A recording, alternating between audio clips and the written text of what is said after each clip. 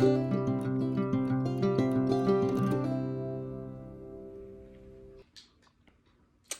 friends, welcome back. So I'm going to retry this video again. I uploaded it a few days ago and it got taken down. So we're gonna go back to using our sign language so that I don't get censored again, because censorship is alive and well in America.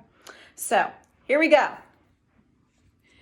Tomato puree, water, tomato paste, pumpkin pie, puree, onion, celery, carrot, pasteurized heavy cream, butternut squash puree, butter, sugar, salt, dried garlic, citric acid to extend the shelf life, dried onion, spices, and in bold letters it says contains milk. So like I was saying, you're probably wondering why I'm reading the ingredients off a jar of soup. This is actually one of my favorite jars of soup, by the way. So the reason I'm doing that is because companies that make food for us or any kind of ingredient that go, maybe lotion, soap, they're required by law to put the ingredients on the package so that the consumer knows what they're ingesting or applying. So my whole reasoning for this is, if we question the current, we all know what that means, right? The current situation that's going on, if we even so much as question it, we're considered conspiracy theorists, we're anti-science. We want bad things to happen to people and spread germs and not save lives. But we're slowly finding out that all the things that they have been telling us are lies.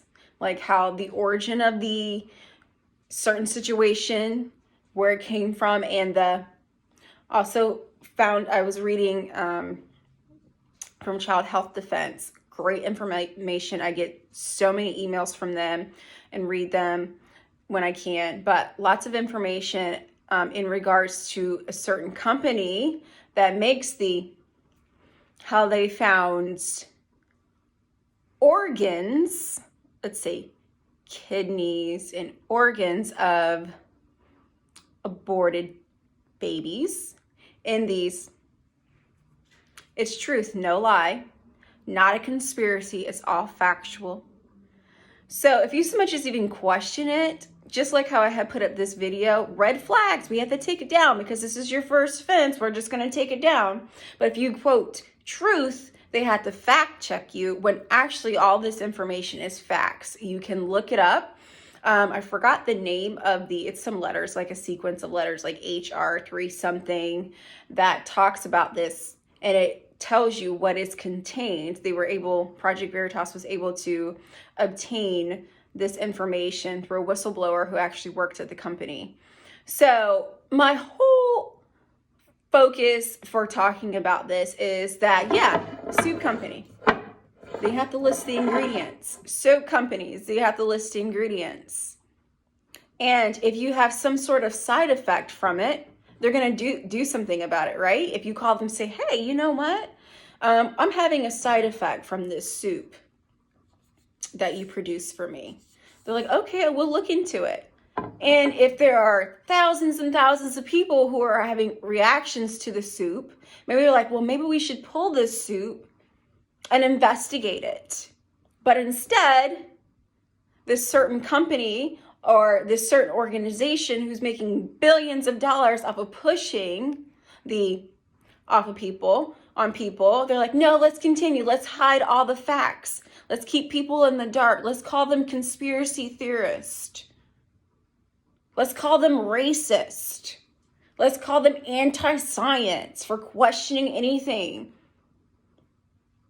And then on top of that, they want to put in children 5 years and under, with no scientific facts that the pros or cons, what the pros or cons are. And then also, if children should get this current situation that we're dealing with, the effects of it doesn't affect them like it does someone who's antique. So this is the thing that bothers me. When you start messing with people's children, I don't have any children, but I have a toddler nephew, and if someone were to start bothering with him, there would be a whole different person coming out. So one thing they need to lay off children, and I'm so happy, finally, people are waking up, these different states. It's a little too late, but they're finally waking up and saying, okay, we're going to take the mask off these little kids. Because I was also listening to a podcast, and they were saying, this one teacher was saying how over the past year and a half, she was trying to teach children how to say the letter L. And when you say the letter L, you have to be able to see facial expressions to be able to teach children how to pronounce the letter L, or just anything, any phonics related things or pronunciation.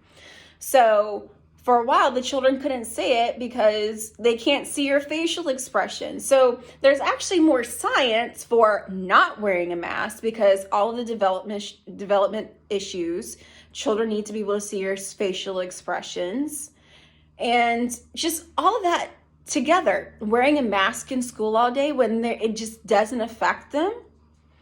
So I know I jumped from one thing to the next, but it all ties in together, how the people who are saying we are anti-science are really not pro-science. They're pro-controlling you. And like I've stated before, if you see mass hysteria around something from our government leaders, red flag, be afraid of it. Because they don't care about you. They don't care about your safety or your health. They care about control and power.